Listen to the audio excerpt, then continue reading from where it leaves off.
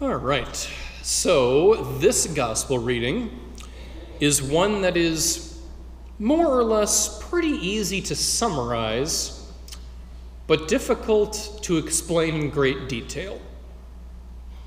So, the simple version on the surface, very straightforward. The kingdom of heaven, salvation, it's like a party. Everybody's invited, certainly, and it's awesome and fantastic and wonderful once you're there. But before you actually get in the door, it is all too easy for us to convince ourselves that it's no big deal and it's not really worth our time. Because come on, we've all thought that about a party in our lives. Like, I'm not going to that. I have work to catch up on. In the gospel reading, some of the would-be invitees were so cruel that they beat up the servants that were handing out the invites. So talk about killing the messenger, right? And those people are fools. They are nothing less than fools, because they're throwing something away that is beyond value, and they're throwing it away for absolutely nothing. That is the height of foolishness. It's like your priest walking up to you saying, "Hey, congratulations, you just won the lottery. Here's your check. All you need to do is head over to the nearest bank and deposit it." And then you say, "You kidding me? I don't have time to go to the bank. I got to mow my lawn." And then you punch the priest in the stomach for bothering you. Not the best idea any way you look at it. So that's the surface. Heaven's a party. We're all invited. We're all supposed to be there. But some people just refuse to make the time. To go into a little more detail, I think we need to take a closer look at that poor sucker who got caught without a wedding garment on and then got thrown out of the party for his carelessness. That seems a little harsh, don't you think? I would agree. I would agree that that was a harsh response if it was literally a question of a dress code. Because come on, you all know me.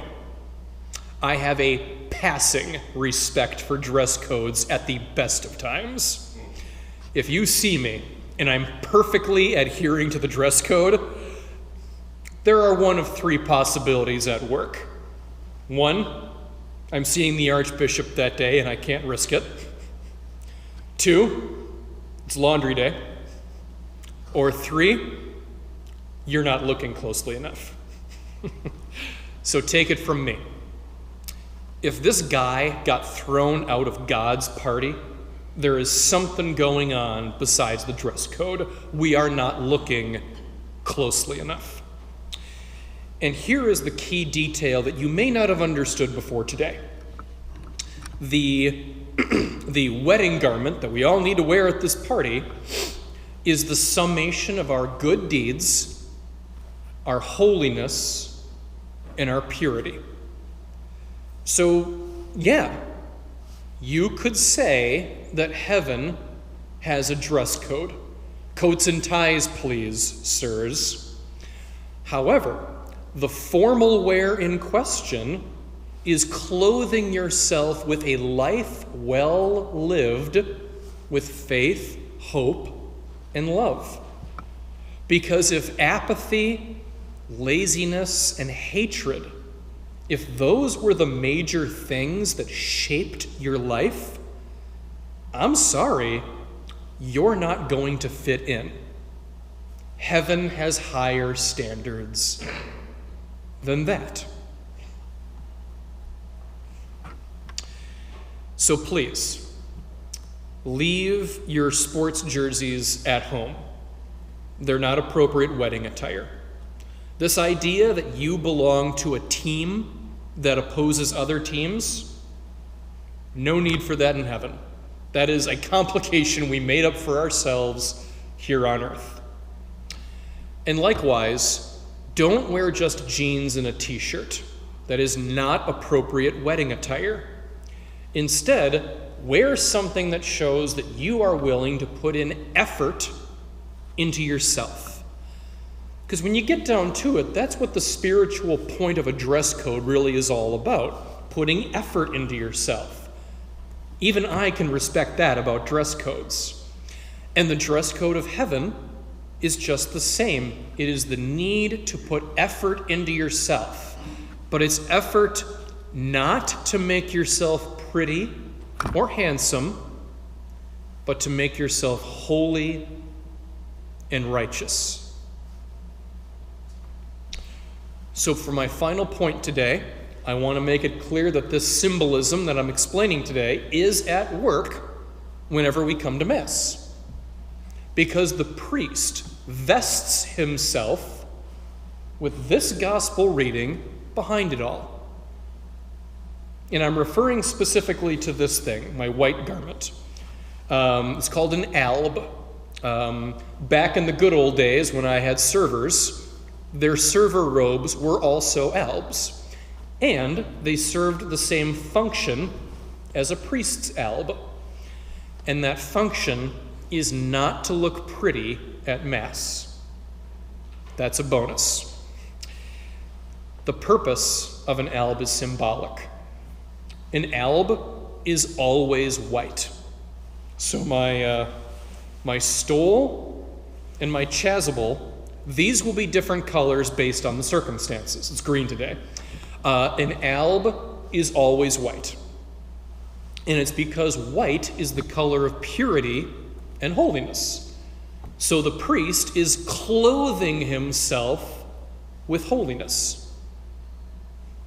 And you know how Jews have those yarmulkes they wear on their heads?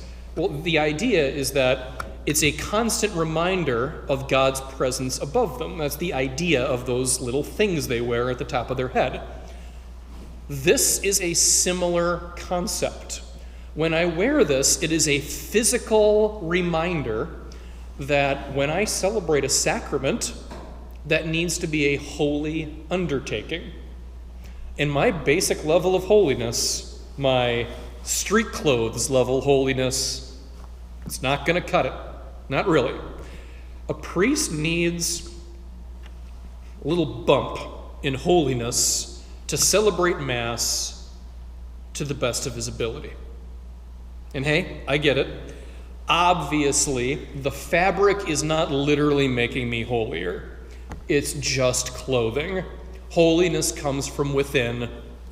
I'm certain that we all understand that. But even so, this is an external symbol that should be reminding us of a basic but undeniable fact.